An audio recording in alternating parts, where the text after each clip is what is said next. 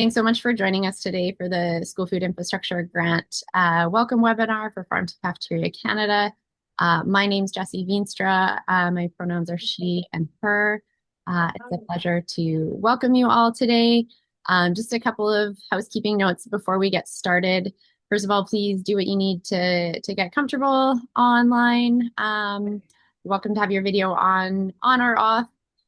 Feel free to update your name if you like or say hello in the chat. I just want to note we are recording today's session. It'll just be shared out with this group as a reference, both for yourselves if you need to refer back or for anyone who is viewing it after the fact and couldn't be here with us live. We are also hosting the webinar in English. However, feel free, you're welcome to ask questions in French, either in the chat or raise your hand and we're happy to respond to you. And with that, I'll just note I do have a few colleagues joining on the line today that you'll hear from. So Jenna West, who's our program coordinator, who many of you will have been corresponding with. Florence Ploud, who's our French lead, who you may have heard from as well. Sue-Ann Banks, our coordinator for the Indigenous School Food Circle. Asma Musa, the coordinator for the Black School Food Working Group, and Carolyn Webb, our program director, all of whom have been working in the background on this new grant stream. So big thanks to everybody for their work on this new grant stream. With that, I will move us along. Maybe. There we go. So before we get started, I just want to acknowledge I myself today am joining you today as an uninvited guest on the unceded lands of the Musqueam, Squamish, and Tsleil-Waututh Nations, also known as Vancouver, British Columbia. Here, it's been really beautiful summer weather the last few days. It's been warm. For some folks, I feel like maybe a little too warm, but I love the heat. And we've been blessed with really cool evenings with ocean breeze, which is one of the things that I love about the West Coast and is reminiscent of my early days of living out here. I'm originally from Ontario and I'm used to hot, humid summers, including in the evenings. So if you'd like to say hello and share where you're joining from in the chat, welcome you to do that. If not, that's okay too. And if you're wondering about the image that you see on your screen here, this is a school food map for the country that we host on our website. Some of you may be registered on here. If you're not, you're welcome and encouraged to do so. The turquoise pins that you see are representing schools. The brown pins represent community organizations. And when you're on the map on the website, you can click them and learn more about the programs and the work that they host. And thanks to a partnership with nativeland.ca, the colors that you see represent the different traditional territories of Turtle Island.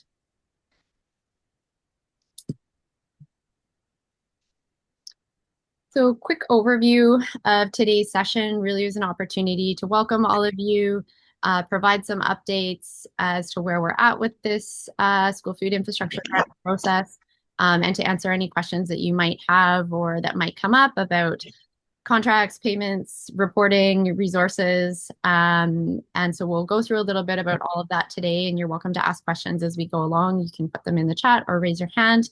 And we'll have some time for certain questions at the end as well.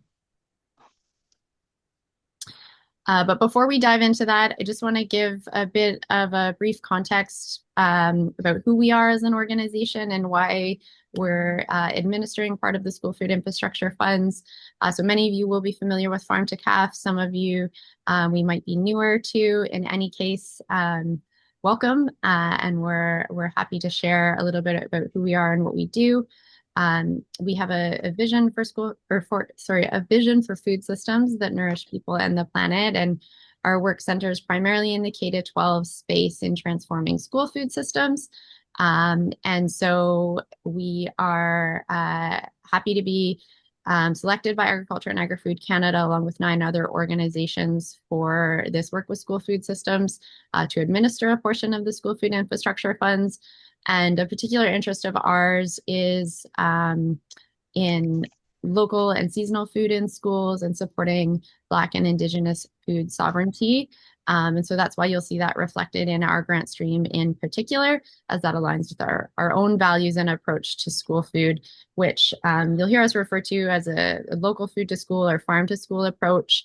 And if that's new to you, essentially it's a comprehensive approach to school food that centers healthy, ideally as locally sourced as possible food in schools, opportunities for hands-on learning through food and food systems, and the connections to the local food system that help to make both of those elements possible. And so it's a very place-based approach. It looks different in every community, and we're grateful to work with organizations like yours who help to lead this work on the ground.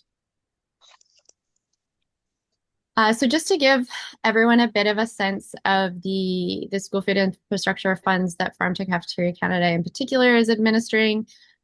So there's about $20 million in total that Agriculture and Agri-Food Canada has administering through this stream. 1.1 million of that is being administered by our organization. So following the selection process, application and selection process that took place this spring, there are about 22 grant recipients in total.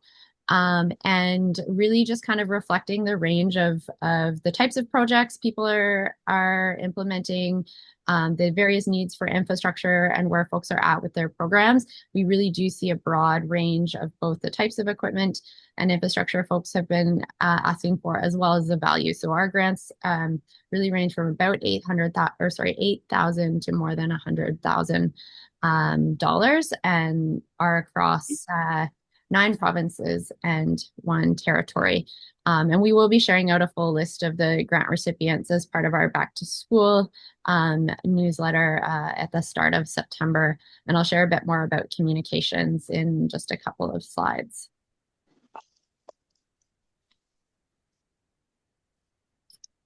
And I'm just going to take a quick peek. Doesn't look like there's any questions in the chat yet. So maybe Jenna, if there's anything coming up, can you just tag me that if before I move on? Thanks. Okay. So just a quick overview of the school food infrastructure program. The information here and the goals of the grants that are provided by Agriculture and Agri-Food Canada. And essentially these funds are to directly support the goals of the National School Food Program and the National School Food Policy, which were announced in the spring of 2024. And this is the first time that these funds are being administered, which we're both really excited about, but also learning lots. So thank you all for your patience as well as your feedback as we're all navigating this for the first time and learning as we go. And we're taking those learnings in hopes that there will be future iterations of this funds. And so we're also advocating for that to happen. But in the meantime, just to kind of recap, that the funds are specifically for the purchase and installation of infrastructure and equipment. So no kind of program costs, strictly infrastructure and equipment to build capacity to produce, process, store, and distribute food for school food programs, all with the view to kind of strengthen the broader local food system and ensure that children have nutritious, culturally relevant meals to learn and grow at school and beyond. In addition to the goals of the School Food Infrastructure Grant, in alignment with sort of Farm to Cafeteria's mandate, as I mentioned earlier, the projects that we've selected are having a focus specifically on getting more local and seasonal food into schools, as well as supporting Indigenous and Black food sovereignty. So we're excited to help facilitate that. And if any of those are elements that you'd like additional support in or would like to learn more about, we're happy to connect on that. And we'll share a little bit more about resources in a few slides. Switching gears a little bit to the process and where we're at. So this is a pretty accelerated program. We started in late winter and held the solicitation for applications this spring. So by mid to late June, most folks were informed of whether their application was successful or not. And our team has been working hard to get contracts to all of you as well as payments. So again, we're learning as we go. So we've had a few hiccups along the way. So thanks for your patience with those. At this point, all of you should now have at least received a preliminary agreement. If not, it should be fully signed and you might even have received your funds already. The exception is for some of our Francophone schools, just because we've been making some updates in the English process. We do now have our French contract process completely final. So if you haven't received that already, you can expect to in the next couple of days. And we apologize for any delay in that.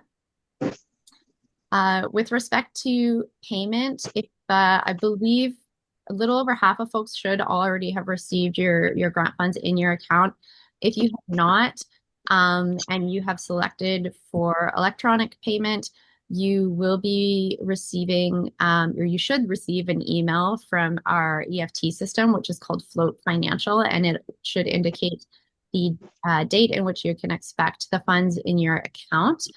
If you haven't received an email, it's possible that it's maybe it will go to whoever's been entered as the primary contact on your application, or who's been listed in your contract. If you're unsure, you can feel free to shoot us an email. And if you've asked for a check payment, those for folks who have requested that already, those were mailed out yesterday, so you should receive them in the next week or so, just depending on Canada Post timeline. But if you don't receive it, feel free to send us an email and we can follow up on that. Just a reminder that all funds are to be spent by March 31st of 2026. So for most of you, and for that reason, and because this is for infrastructure, we have provided all of the funds up front. And I can answer any questions about financial reporting that you may have, because we know that applications are based on quotes and there may be some slight variations. And so happy to answer any questions about that.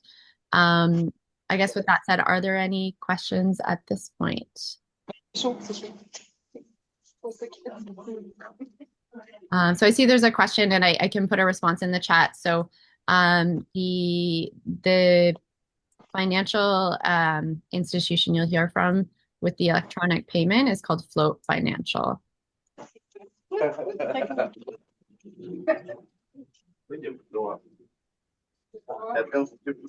And just a reminder for folks, if you can mute yourself, that would be great, unless you have a question, in which case feel free to speak up.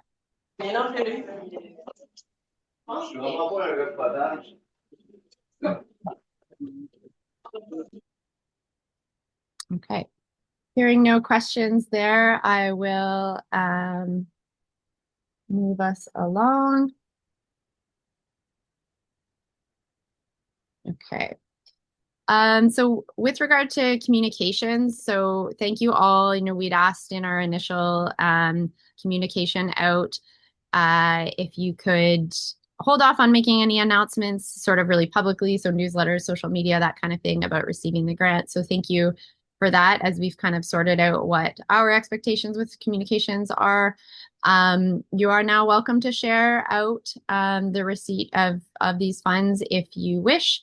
And the key thing to note being that you do not have to acknowledge Agriculture and Agri-Food Canada, although that's kind of where these funds are stemming from, and you'll see that reflected on our communications as the ultimate recipients. You are not required to, and in fact, I think AFC is happy to sort of take a back seat and not be mentioned. That being said, if you'd like to acknowledge Farm to Cafeteria Canada, we welcome that. And if you're doing any communications on social media, you can feel free to tag us. And if you'd like us to review any communications, we're also happy to do that. And I see Diane has a question. Go ahead. Oh, I think you're just muted. Thank you so much. And thank you for the grant. My question is, do you have communication media package like with your logo or anything like that that we can use in advertising?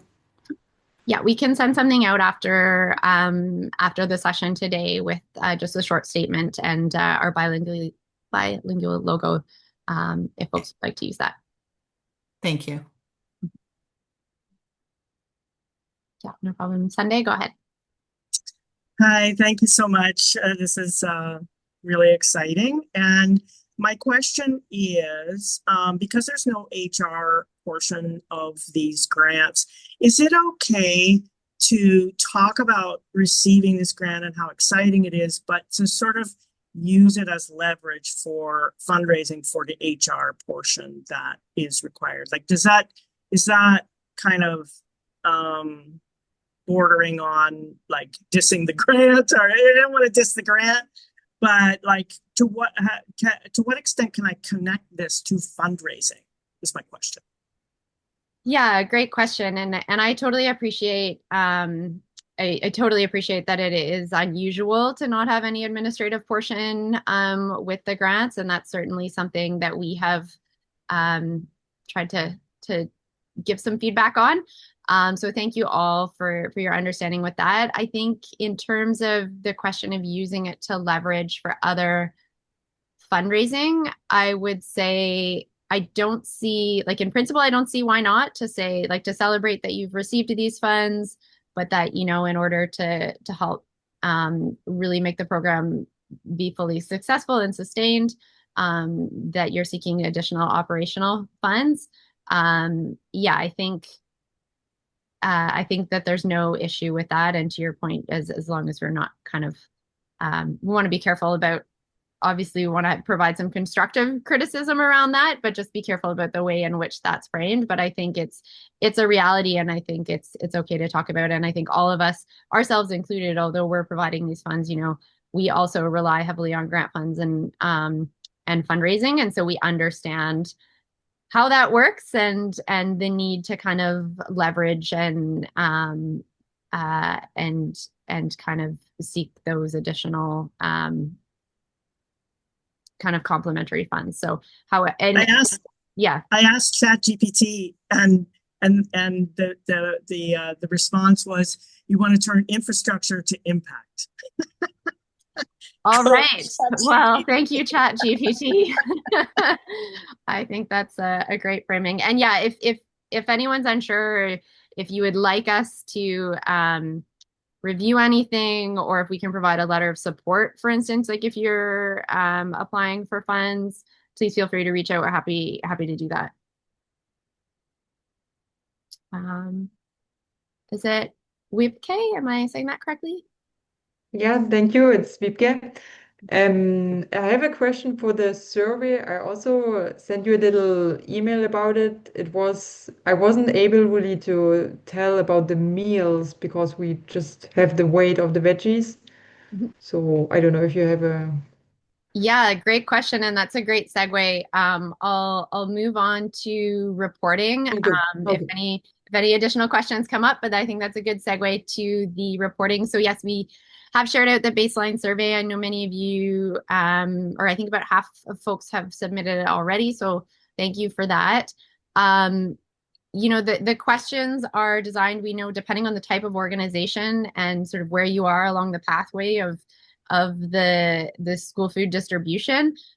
Some questions may be more relevant than others, so please do your best and kind of answer the questions to your best of your ability. If there are questions that your response at this point needs to be zero to, so for instance, if you don't currently provide meals to schools, that's okay. The whole point of this is to get a baseline. If you're able to connect with partners around to get who might have more specific information. So, for instance, if you're providing food to a program in bulk who is then preparing it and distributing it out as individual meals, they might have a better sense of, the number of meals being served. In that case, if you can connect with those partners and the more accurate number we can get, great. And you can always reach out to us afterwards. So if those folks are unavailable right now, we understand it's the summer, for instance, we can always update that. So feel free to send us an email. We can always update it. And otherwise, yeah, just to the best of your knowledge, is how we would encourage completing the reporting. I will just note, so we've put August 8th as a deadline. I know some of you contracts have been received a little bit later, so that's a target. If you need a couple extra days or connecting with folks, people are on holidays, that's okay. Again, please just feel free to send us a note. The survey will remain open, and we'll tap you if we haven't heard from you and need to get that response. The one thing to note that we realized actually though in distributing the reporting is that we neglected to include a field for you to identify your organization, which is really helpful for us in doing comparisons. So if you have already of the before and after, so apologies for that oversight on our part. If you have completed the survey already, luckily there's not sort of like hundreds of you. So what we'll do is we'll, if you can send us an email if you've already completed your survey, and just let us know an answer to one of your questions. So for instance, the number of paid staff that you have, just so that we can cross-reference and identify which survey is yours. If you have not yet completed the survey, we will be adding a question in just so that we can make those before and after comparisons. So apologies for that. And any questions at all about the baseline reporting?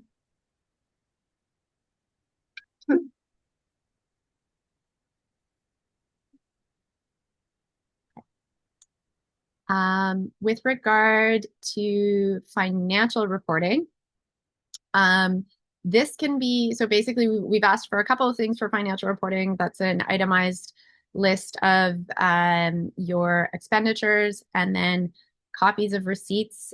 We don't need any original copies. Please keep those for your own records.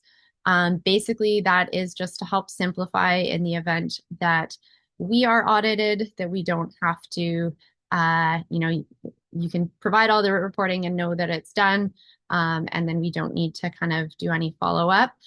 You don't need to wait until the end of the grant to submit that if you want to kind of check it off the list. If you're purchasing, all of your equipment and the installation is going to happen sooner than later, you're welcome to, like, as soon as that's done, if you want it out of sight, out of mind, feel free to send that information along to us and we'll mark that as complete. If there are any variations, I mentioned earlier, obviously when folks are applying for these grants, you'll put in an application with maybe a quote or your best estimate of what equipment might be. If there's any variations in that, and for instance, you have a surplus, a little bit left over, we're not going to ask for those funds back necessarily. You can put it towards other equipment that is approved through the School Food Infrastructure Grant. Similarly, we know maybe something has changed and you want to purchase something else, but still fits within the school food infrastructure. In any of those cases, please just reach out to us and let us know so that we can keep track and make any revisions to your contract if that's needed. But otherwise, those are all reasonable and understandable adjustments. If for some reason you get a surprise with an installation cost or something that's overrun with something that you're purchasing, we can't necessarily guarantee that we would be able to provide additional funds, but definitely willing to work with you and help to see if we can, depending on the magnitude of it. Bottom line, if there's any questions or any unexpected things that arise with respect to purchasing, installation, and reporting related to finances, please feel free to reach out. I'm sorry, I skipped ahead there somehow.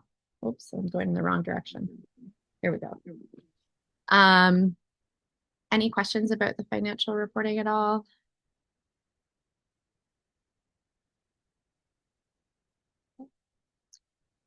I think the biggest thing to note is that the one thing that is absolutely due by March 31st, although can come sooner, is the financial reporting. That's our fiscal year end. It's also, more importantly, the fiscal year end for the government.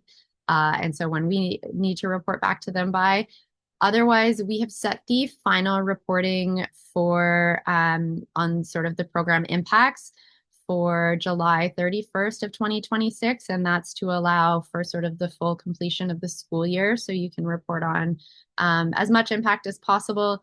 We know that depending on the work that you're doing, you know, some of you might purchase infrastructure and it'll be in place sort of from the start of September. Or if it's something that's more complex and it's linked to a renovation or something, it might come a little bit later. Regardless, we're just looking to maximize the amount of time that you can have that infrastructure operational. And so that's what we've set the final reporting for July.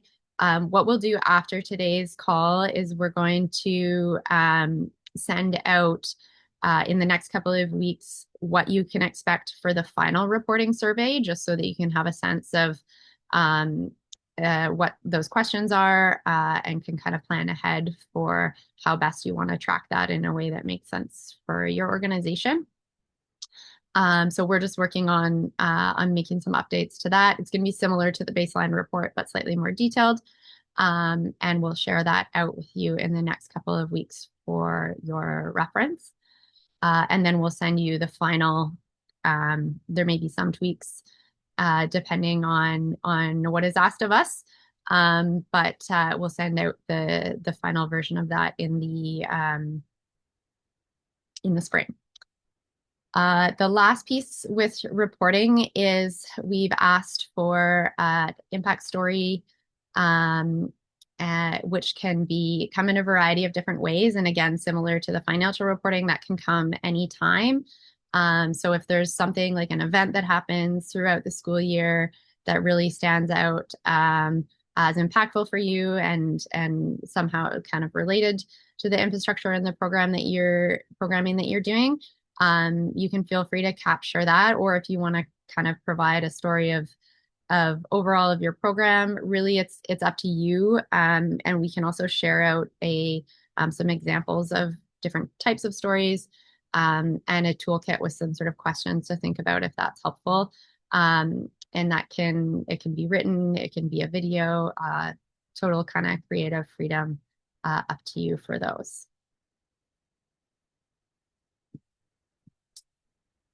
Okay, so that's it with regards to reporting.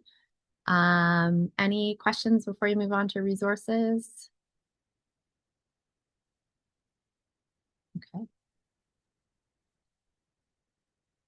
All right. With that, I'm going to pass it on to share a little bit first to our colleague Sue-Ann, and I think she's been having some connection problems. So thank you, Sue-Ann, for your persistence. I see you are here now. I will pass it over to her just to introduce a bit about the Indigenous School Food Circle and how folks can get connected, if that makes sense for your organization and the work that you're doing. Howdy, everybody. Hi. So great to see you all. And yeah, I tried many different ways, but I made it. So here I am. I am joining from beautiful Amakastanaha. So I'm in the Southeast Kootenay region of BC doing this work. And I coordinate the Indigenous School Food Circle, as Jesse mentioned, which we have I think we have 127 members so far. Over the past few years as it's been going and growing. And the space, we host bi-monthly meetings throughout the school year. This year we decided to do a couple summer check-ins, which was really nice just to see what people are thinking and planning for the next school year.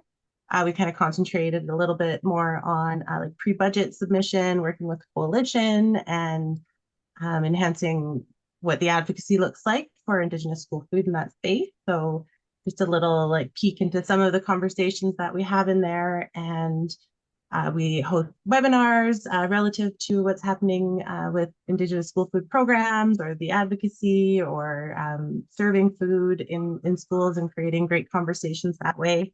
And the membership in the School Food Circle really enhances like the language for the coalition and the advocacy to federal and provincial governments, and also just creating relationships and connecting with other school food programs that are in all various forms, various stages of where they're at.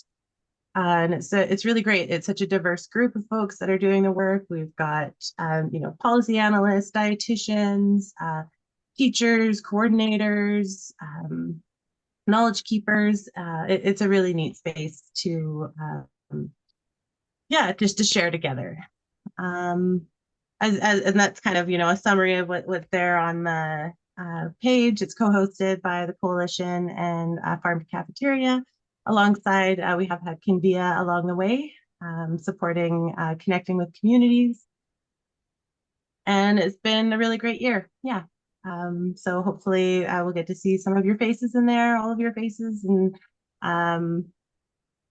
be able to learn more from what you're doing and from others. Go see. Thanks, Sue-Ann. And just to confirm, if folks want to learn more about the circle or join the listserv, they can just email you. Yeah, email's just on the bottom there, suann@healthyschoolfood.ca. Great. And you can also, you can find it on the Farm to Cafeteria website as well as the coalition website for the Indigenous School Food Circle too, if you want to check out some of the webinars and things. Awesome. Thanks, Sue-Ann. Any questions at all about the Indigenous School Food Circle for Sue-Ann?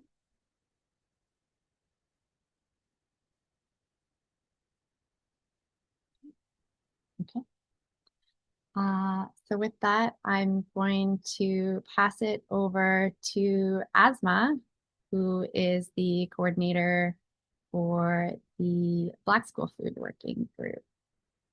I think there we are. Hi, Asma.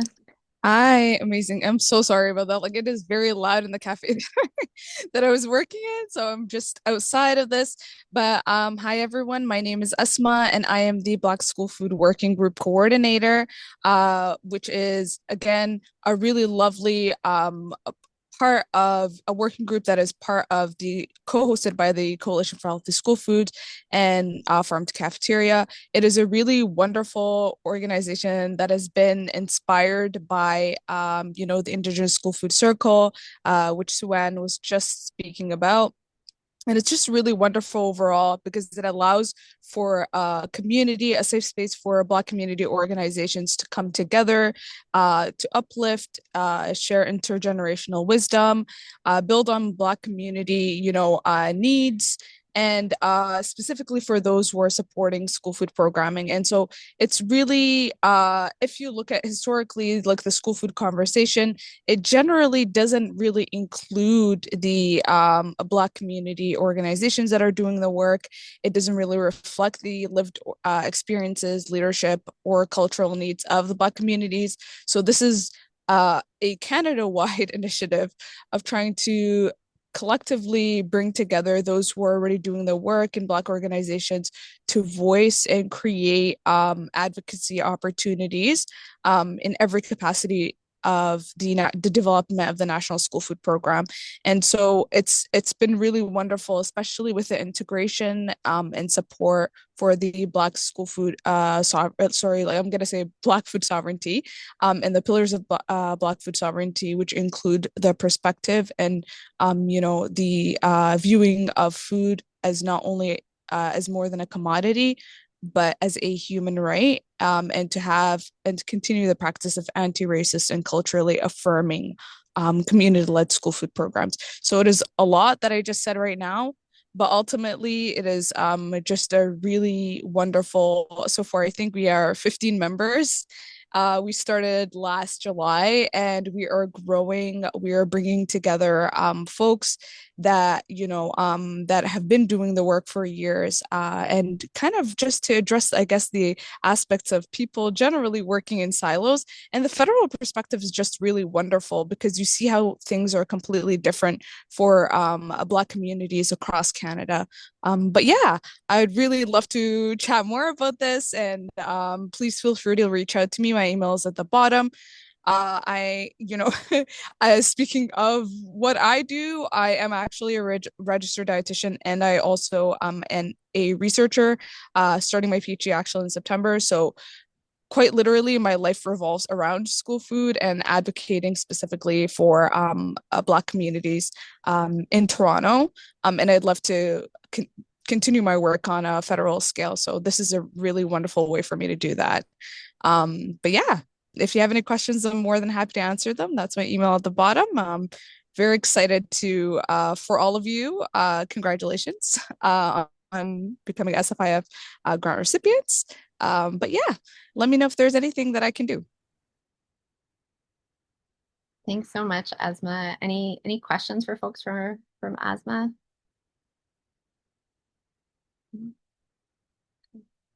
And I just want to say a huge thanks to both Asma and Sue-Ann for the work that they do, leading both of these groups and creating the space and advocating for both Black and Indigenous food sovereignty in the school food space across the country.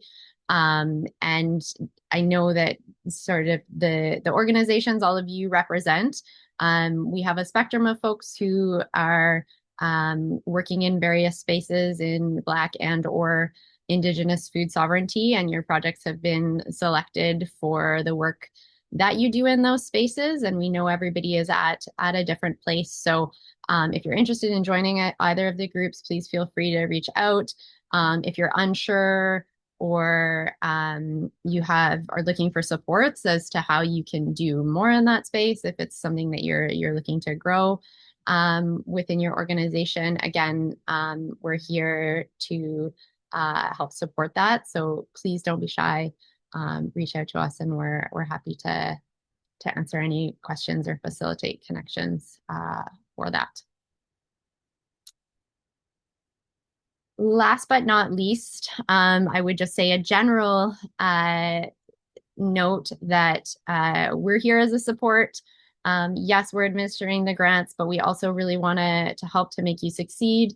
And although these grants are very much focused around infrastructure, we know that the work that all of you do goes far beyond just putting, getting food into schools. Many of you have really rich, in-depth food literacy work that you do, and have really impressive goals around connecting students in your communities to food in a more holistic way. And that really resonates with us. So if we can be of support in any way, we do have a Farm to School Research Center on our website that we're continuously adding to. There's stories of inspirations, there's toolkits, guides, videos, all sorts of different materials. So you can search by topic or by tag. Also within our team and our network of partners have a wealth of knowledge and experience. So, and we always appreciate connecting and brainstorming and troubleshooting. So please don't hesitate to reach out anytime. If you have questions or you're encountering challenges, we would, always prefer to hear from you and support you in any way that we can. So with that, are there any questions? And I'll just stop sharing my screen here for folks and just give a big thanks, and you can contact us again if you have any questions, but I'll stop share. Oh, and I see, sorry, Asma's still spotlit. Give me one sec here. There we go.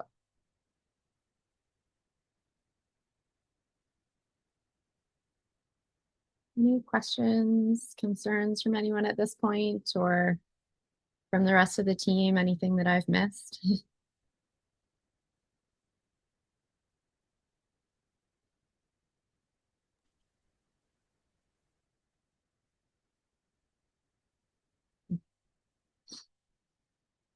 Seeing none. Oh, Sunday, go ahead. Yeah, I'm curious about going forward, the term farm to school. What kind of work do you see happening maybe within the scope of this grant stream to connect farms to schools? Is there something that kind of demonstrates how that could work?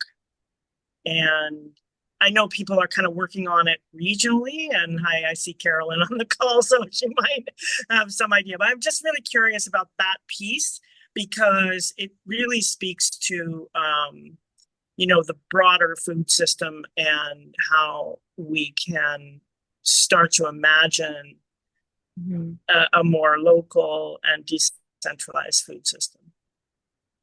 Yeah, great question. I'll start off and invite other members of the team to join in, and also invite other folks on the call if you have ideas or things that you want to share. That's part of our role here, is to advocate for that. So local food has always been, and supporting local food systems and the farm to school approach has always been at the core of our work, but we understand that logistically that's harder said than done, and there's a lot to figure out there. And I think it's an exciting time that we now have the federal commitment with the National School Food Program and policy, which recognizes that, but there is still that disconnect in terms of how do we make it happen, and how does that look different in different regional contexts and food systems. So that is something that we are very interested in trying to explore through this initiative. And that's in part why we've put the focus on inviting programs that are specifically looking to support local and seasonal food in school. So one of the things that we'll be looking to do is case study some of the different examples of this, including which might be with some of your own work that you're leading. And I would say otherwise, it's something that we are actively advocating for and in conversations with. We know that in the budget platform for the new Liberal government is supporting local food. I can't remember, Kellen, what's the exact wording? Local food in school food programs, or Canadian Canadian food in in school schools. food. Yes, thank you. Buy Canadian in school food programs. And I think there's, especially given what's happening south of the border right now, I think there's maybe a little bit more political will to see some of this happen. So definitely, it's very much something we're interested in advancing, and we are happy to chat about it and hear your ideas, or your grievances or whatever they may be, as we navigate that. Do you want to add anything to that, Carolyn? Not much. I was going to refer to the federal commitment and that we're following up with them to ask if we can meet to help inform how that plays out. I mean, I think within this grant stream, Sunday, it's up to the individual organizations of how much they do local. And I mean, Farm to Cafeteria Canada is the one that has had a stream dedicated to that, but the others, it hasn't necessarily focused on it. But AFC has been asking about how to support and track more local. And so it's there. I think the conversation is just starting to bubble up because of the platform commitment. And so it's now up to us to— Because of what? Sorry? The platform commitment. Did you see in the Liberal costing of their platform, they have a line item for 20 million for Buy Canadian in the school food program. And that's each year. And so for the next 5 years or so. And so they're now having to wrap their heads around how to support more local in the National School Food Program and how to allocate that budget. And so we are trying to set up conversations with them to talk about people's experiences and how that might look. But yeah, it's a question of how it all shapes out. We will see as conversations unfold, and whether this grant stream is continued, the School Food Infrastructure Fund. I know some people's pre-budget submissions to the federal government are calling for its extension, and so we'll see if there's more rounds of it.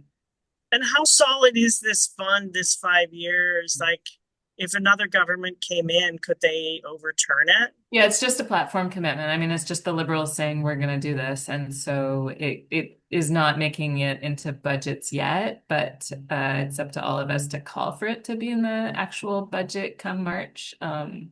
So yeah, as political people have informed me, the platform or people's submissions inform the platform informs the budget informs the actual spending, and so not certain, but they're thinking of how to implement it. So, yeah. Thank you. Thanks, everyone. Yeah. Great question. Thank you. Any other comments or questions from folks? Thank you. Yeah, no problem. Katie. Hello. I have a specific question around our baseline survey. I don't know if you'd prefer if we email you or if you want me to go for it. So, I mean, you're welcome to, it depends how specific it is to your organization, but you're welcome to ask, and we can maybe answer generally because it may be a question somebody else has. sure. Learn from. Okay, so Carrier-Secani Family Services is a new partnership with School District 91. Robin is here too. So when I'm going through this, do you want this form to be from the perspective of Carrier-Secani Family Services? Because currently we do not offer any school food programs. So like our stuff would be like 0, 0, 0, 0.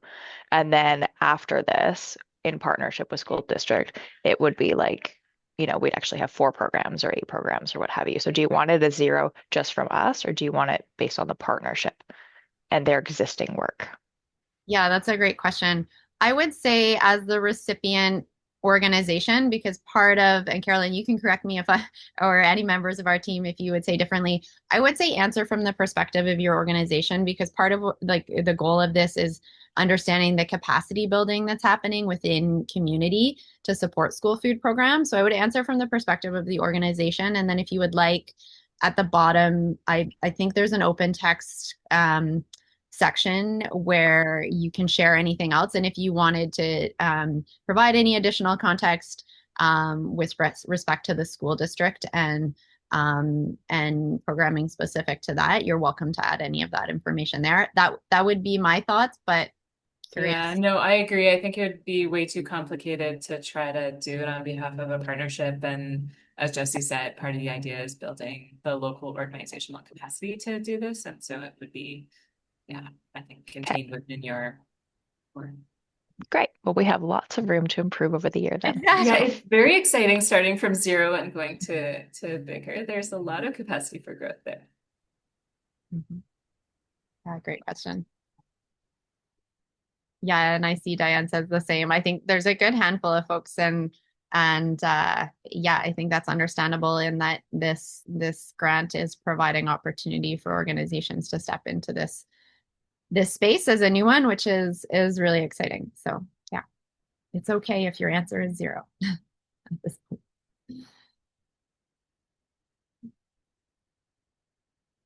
Any other questions? And I see welcome Laura's just joined us. We're just in sort of an open Q&A. Happy to answer any questions that you might have, and we'll share out a recording as well after the call.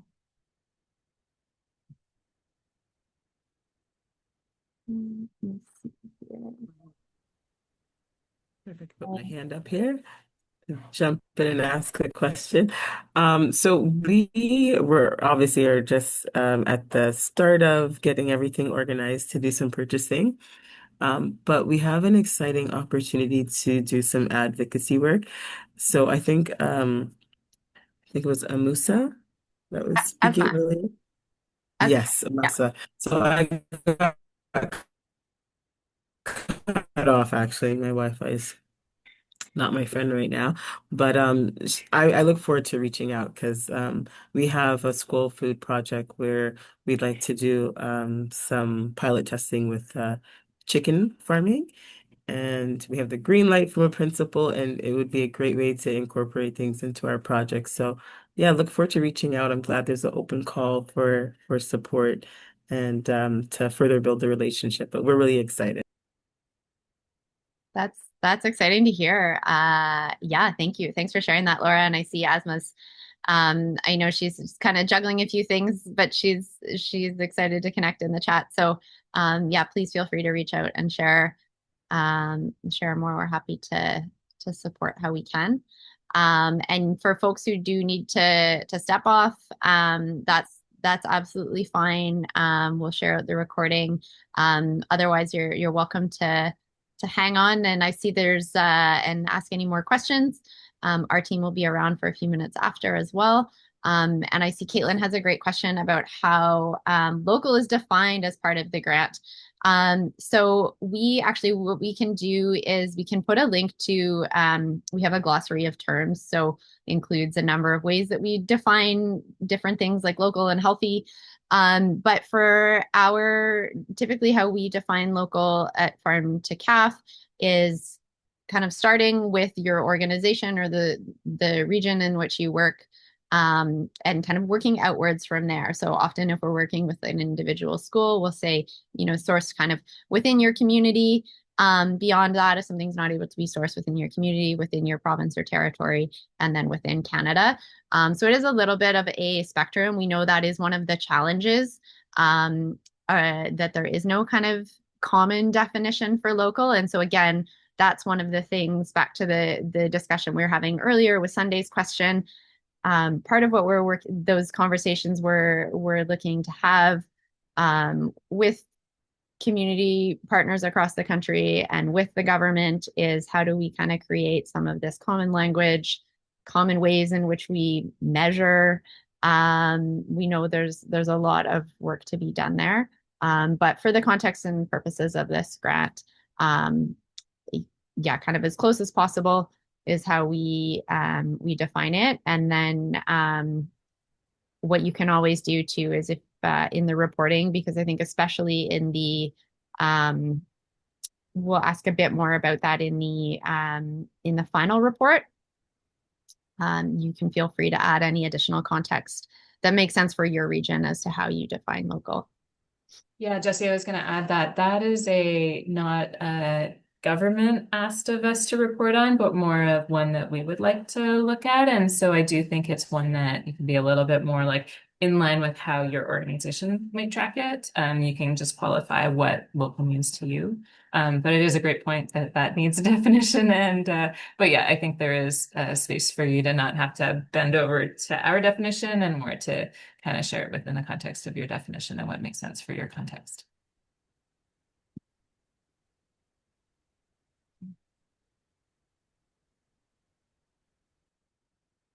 Any other questions, comments?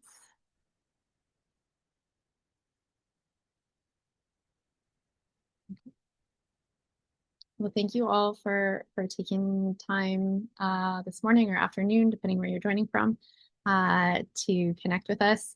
We're really excited to see all of your projects advance over the next year. And yeah, as I said, please don't hesitate to reach out anytime. We're here to support. And even if it's like you have an idea and you're not quite sure, yeah, feel free to connect. Otherwise, wishing you all a great rest of the summer and hopefully a bit of calm before the storm. It feels always shocking that we're already halfway through the summer, but I hope you get some time for some rest in the coming weeks and yeah, have a nice long weekend if you're moving into that in your area.